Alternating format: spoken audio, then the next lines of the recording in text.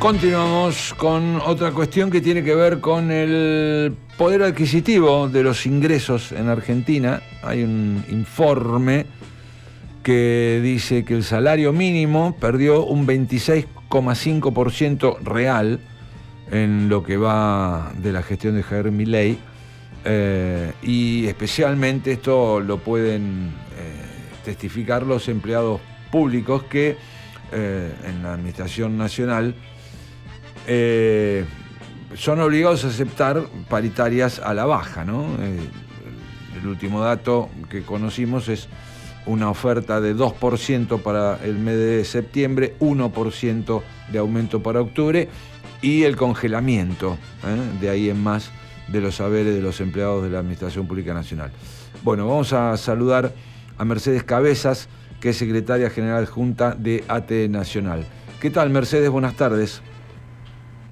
¿Qué tal, Jorge? ¿Cómo te va? Muy buenas tardes. Muy buenas tardes. Y bueno, justamente han declarado la Asamblea Permanente y reclama un 30% de aumento en el salario de los estatales. Sí, de hecho, a octubre, que es el último porcentual que vos bien mencionaste, vamos a tener una pérdida del 30% del poder adquisitivo, básicamente desde la asunción de Javier Milei hasta la fecha.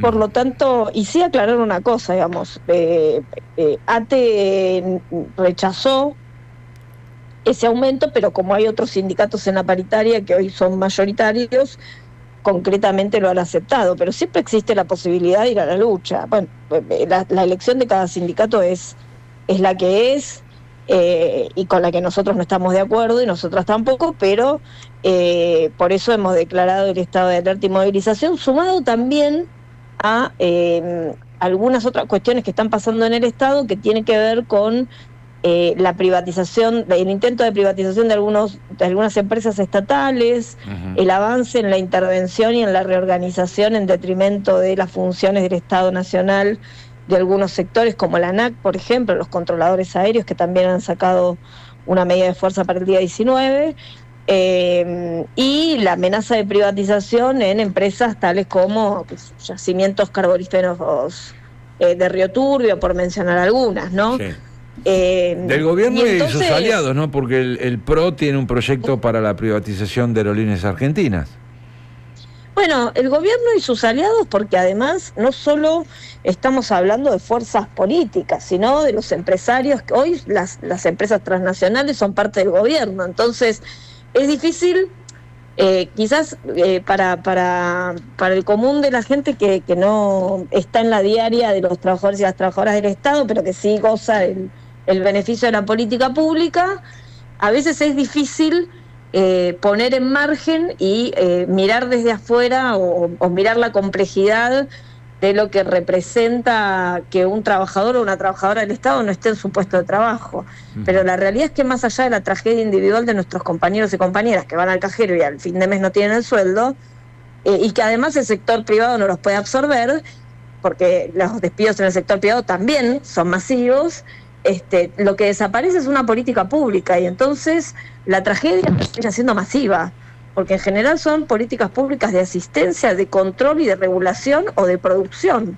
Claro. Con lo cual, sin producción, sin control para lo que entra y sale o lo que se produce en el sector privado, y sin asistencia a la población en un contexto con un 54% de pobreza medido por el INDEC este último mes, la verdad es que el panorama no es el mejor panorama, y por supuesto lo que se prevé es una problemática social que se va a ir agravando.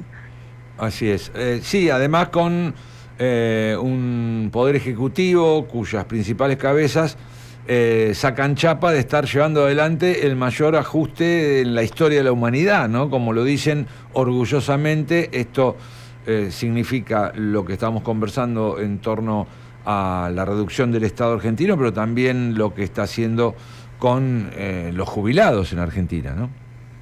Sí, mira, se regocijan del ajuste, no entendiendo que ese ajuste se produce sobre las capas de la población que más excluidas están del sistema. Se regocijan de la represión de ayer, incluso se regocijan de echarle la culpa a una madre porque llevó a su nena de 10 años a una movilización, que tampoco sabemos si estaba en la movilización, pero bueno, a una movilización cuando está haciendo uso de su legítimo reclamo, digamos, o le está enseñando a reclamar por sus derechos a sus hijos. Sí. Y entonces, la realidad es que para este gobierno las libertades individuales de unos pocos son más importantes que las libertades colectivas de toda la población argentina, de los 47 millones.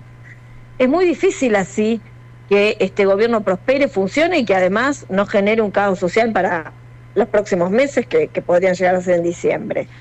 Digamos, es un balance muy negativo de la producción de este gobierno y del pensamiento hacia el cual vamos, que es una Argentina para muy pocos. Está bien, él lo dijo porque planteó que quería retrotraerse a los últimos, a los 100 años anteriores, ¿no? Uh-huh. Yo podría decir que hace 100 años la sociedad no es la que soy. No. Concretamente, en términos conceptuales, hablábamos de una pequeña burguesía y el resto de la sociedad muy bien no la pasaba, digamos. Quizás el que votó a Milei piensa que era parte de esa burguesía, la realidad es que no. Uh-huh. La realidad es que mediante los sistemas solidarios fundamentalmente provocados por el Estado y la intervención del Estado nivelando la desigualdad estructural del sistema, es que se revirtió la situación de hace 100 años, que era que unos pocos concentraban la mayor parte del capital y de las riquezas de este país. Y me parece que lo que hay es como una mirada conceptual muy distinta a la que tenemos nosotros desde el campo popular. A nosotros nos quieren hacer creer que es el patrón el que nos da el laburo. Y en realidad no es el patrón el que te da el trabajo, entonces vos tenés que aceptar las condiciones que te imponga el trabajo. No, es la clase trabajadora la que genera la riqueza en la Argentina. Y entonces, por supuesto, desde esa conceptualización es que puede reclamar que la distribución de esa riqueza sea muchísimo más equitativa en términos reales, digamos. Uh-huh. Porque si no, si es el patrón el que tiene toda la de ganar, además de concentrar el capital que nunca derrama, porque no pasó ni en los países más avanzados del mundo la teoría del derrame funcionara, pero además de concentrar el capital, tenés que ir a pedirle por favor que te imponga las condiciones de trabajo, y la verdad que no. Así es. Bueno, recién lo decía, ¿no? Las propuestas de aumento salarial irrisoria del 2% para septiembre, 1 para octubre, pueden rechazarse y en todo caso también dar la batalla con las armas que tienen las organizaciones sindicales, ¿no? Ahí ayer las dos CTA, ATE forma parte de una de ellas, acompañaron a los jubilados que también reclaman un paro general, ¿no? Para expresar el descontento frente al estado de cosas. ¿Es posible la organización de una medida de fuerza de esa naturaleza? Nosotros venimos trabajando para eso. De hecho, tenemos muy buen diálogo con la CTA de los trabajadores, tenemos muy buen diálogo con la Corriente Federal de los Trabajadores dentro de la CGT. No toda la CGT es lo mismo, tengo que decirte. Uh-huh. Y venimos construyendo un diálogo con las centrales sindicales en términos generales, también con la UTEP, para llegar a una medida que nos vuelva a unificar y efectivamente que le ponga un límite no solo a el presidente Javier Milei, sino también, tengo que decirte después de lo de ayer, a la compra de voluntades en el Congreso Nacional, porque los mismos que habían aprobado la ley de movilidad jubilatoria, ayer aprobaron el veto. Entonces, bueno, por lo menos ahí hay algo que le puso precio a algún voto. ¿Cuál es el precio? Bueno, no lo sé ni me importa, pero lo que tendría que estar pasando es que los representantes sean representantes del pueblo. Entonces, lo que pienso en principio es, primero que una vez más se vuelven a meter con nuestros viejos y viejas, que no están ni más ni menos que tendrían que estar viviendo su jubileo, porque me parece que nosotros nos olvidamos que la palabra jubilación viene de ahí, viene del jubileo, digamos. Así es. Y entonces el jubileo debiera de ser si se quiere, suerte de recompensa del trabajo digno que llevaron adelante durante toda su vida. Y el aporte que hicieron en la generación de riqueza y de producción del país y en aporte a la soberanía nacional durante toda su vida. Y entonces, si esa es la conceptualización, bueno, lo primero que tiene que estar por delante es cómo hacemos para que tengan una vida digna. Porque si lo primero que pensamos es en ver cómo desregulamos de las obras sociales los medicamentos y los hacemos de venta libre para que no tengan descuentos. Si lo segundo que pensamos es cómo bajamos las jubilaciones, porque si aumentamos con una movilidad jubilatoria que sea más o menos como la gente, generamos, según el presidente, un déficit fiscal, que en realidad tengo que decirte que el déficit cero no existe porque la mayoría de los países avanzados del mundo no trabajan con déficit cero. Y además, no necesariamente un Estado tiene que tener déficit cero porque su función no es ser una empresa. Claro. Digamos. Entonces, me parece que ahí hay como un orden de prioridades que claramente altera el producto, que es que nuestros jubilados y jubiladas sean felices, que me parece que esa es la realidad última que debiéramos intentar abordar desde la clase trabajadora. Así es. En función de este estado de asamblea, ¿no?, que ha asumido ATE a nivel nacional, ¿cuáles son los próximos pasos? Y también teniendo en cuenta esto que nos contabas de el diálogo con otras organizaciones sindicales. Bueno, nosotros seguimos dialogando y vamos a...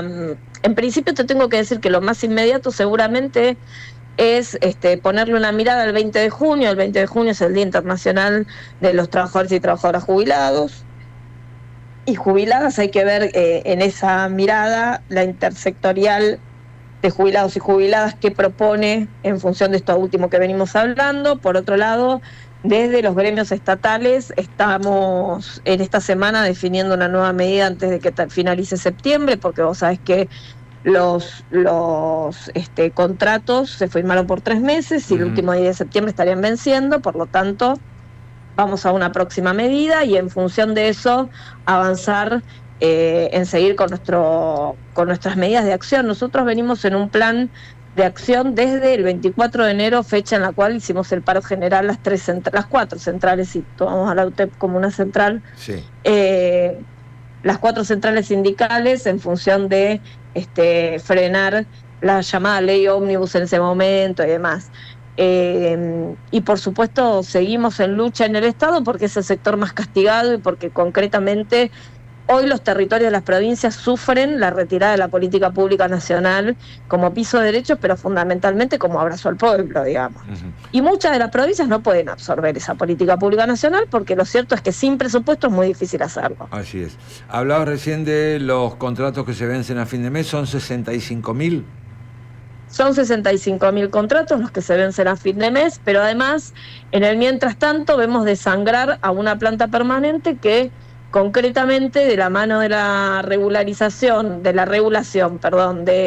el pase a disponibilidad, también están avanzando con la planta permanente. Y entonces, ante este panorama y ante los cambios estructurales que está planteando este gobierno, que no son más que quitarle la asistencia a quienes ya están excluidos del sistema, nosotros decimos que la función principal del Estado y el rol principal del Estado es abrazar a su pueblo, no darle la espalda y fundamentalmente nivelar la desigualdad, que es estructural porque vivimos en una sociedad capitalista. Y entonces quienes detentan el capital son quienes pueden vivir una vida más con más dignidad que quienes no lo detentan. Y entonces ahí es el que tiene que intervenir es el Estado. El sector privado no tiene la responsabilidad de hacerlo y está bien que no lo haga además. El equilibrio y la justa distribución de la riqueza, ¿no? En otras palabras. En otras palabras, sí, exactamente. Mercedes, muchísimas gracias por estos minutos. No, muchísimas gracias a ustedes y un abrazo enorme.